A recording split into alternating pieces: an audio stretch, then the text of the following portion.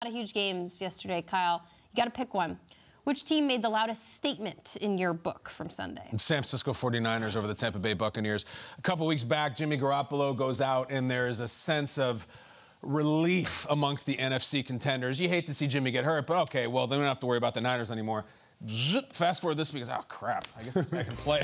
We were kind of hoping he would fall on his face. We wouldn't have to worry about this team in January or February or wherever they come from. Looked the part, looked totally unafraid. The throws are great. The body language is even better. I said this earlier in the show. They cut to other action on Fox because Brock Purdy was beating Tom Brady so bad. Brock Purdy was pulled from this game.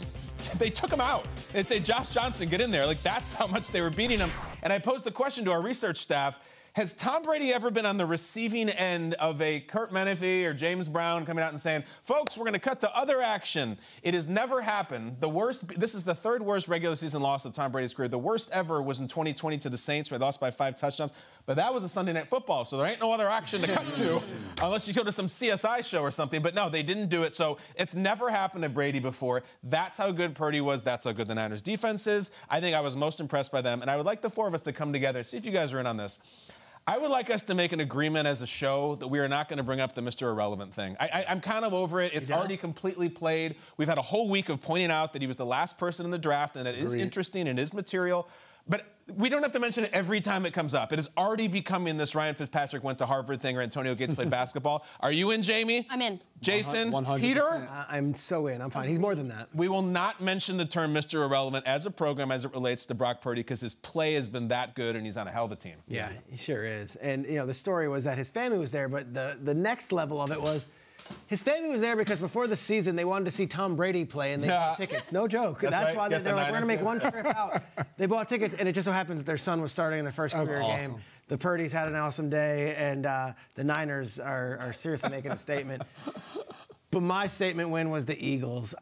Maybe I'm just being biased because I was there in the building, but you felt just like a stampede coming once they walked into that building. Their fan base traveled well. They were all there in the crowd. And then the second this game started, it was all Eagles from go. And the Giants, this isn't a 4-7 Giants team that's like, got nothing to fight for and just wants to play spoiler. The Giants are playing for their playoff lives here. And it was like they didn't belong on the same field as the Eagles. Philly, you want to run it down our throats? They'll do that. You want to throw it through the air? They'll do that. You want to sack the quarterback? They'll do that. Special teams, excellent yesterday. They sacked Daniel Jones on the first two plays, two of the first 3 plays of the game, and they came out just throwing. Jason, you mentioned it. 4th and 7. They're up 7-0. They decide, let's go for it. Let's go for it. And they throw a touchdown pass to Devontae Smith. That is aggressive play calling. I said it earlier in the show, they are one of those teams you see off the bus and you're like, whoa, Mailata is huge. Ndamukong Suh is still Ndamukong Suh. Oh, gosh, they still have Fletcher Cox. Oh, and there comes Lane Johnson and Jason Kelsey and Landon Dickerson and the rest of the big boys. Oh, and then they've got these speeds. Like, they are stacked. They're loaded. The Eagles made a statement yesterday. That was supposed to be like a big game. Fox sent their number 2 crew. Everyone going to watch. Guess what? Terrible game. They left that action also. They went to Houston, and they went to see Houston Dallas, too. So Eagles and Niners might be on a collision course right now. If the Cowboys might have to send them to say, but Eagles, to me, really, really dominant yesterday. And they've got the Bears and then the Cowboys the following week. They might be on the same track. Yeah, 49ers and Eagles were really dominant. But I'm going to another team in the NFC. I'm going with the Carolina Panthers. Come on, baby. They won a game, and Kyle, this has been his team. He picked to win the division. They put themselves right here in the spot where if they win out, they win their division, and they are in the playoffs. And this is their remaining schedule. They have Steelers, Lions, Bucks, and Saints. They're finishing with 2 of the teams right there in the division. A great opportunity for this football team that when you look at it, at one point they fired their coach, traded away their best player. They just released Baker Mayfield. We were looking at Robbie Anderson on the sideline after Steve Wilks took over. Kyle said, he gone. Takes off in the locker room. It was just like, my goodness, everything that could have went wrong had gone wrong for the Carolina Panthers. Steve Wilks takes over. They've won 3 out of their last 4.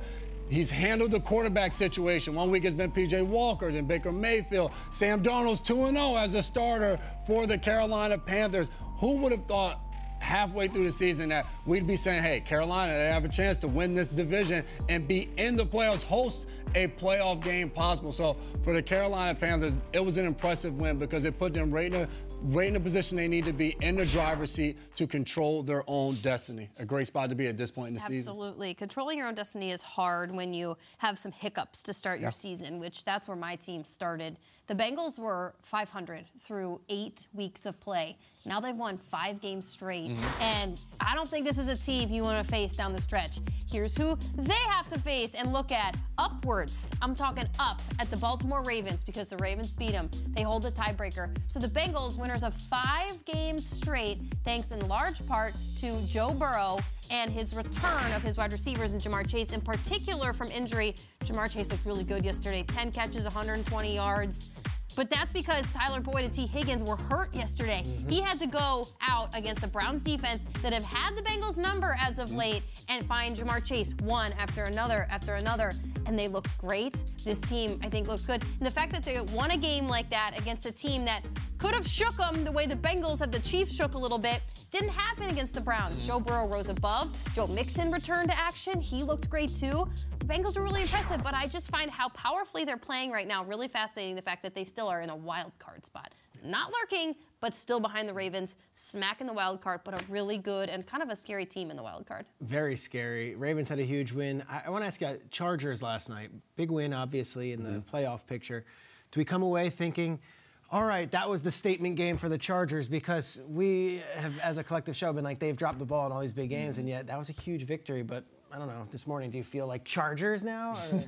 No, I feel like that last wild card spot in the AFC is like a huge question mark. Like, now New England plays tonight. If they win the game, they're going to jump right back up into that wild card spot. So it's just like, is it New England? Have they done enough for me to say? Like, so it's tough right now, but I'm not all in on the Chargers now. There's a scale when it's in prime time of like how you win, who you played, and how they were playing. And the Dolphins are just not playing well right now. And so a Chargers win to me would have been really convincing if like Tua went off and Tyreek went off. But 54-48 game. You just kind of limped. See, I want the game where the defense dominates. Well, sure, but if the defense had dominated, it would have been great if the Dolphins were playing the way that we had seen them, but they had not. They had just lost the 49ers, and so that's why it doesn't feel as convincing as I think as it could have. Well, Peter, you just did a thing where you're like, are we like Chargers? Yeah. I'm more like Chargers. Yeah. Like, I'm kind of there, you know, but I think, never mind the Chargers, it's not a Charger question. It's a Jets and Patriots question. Because the Chargers are in the playoffs right now. They're in.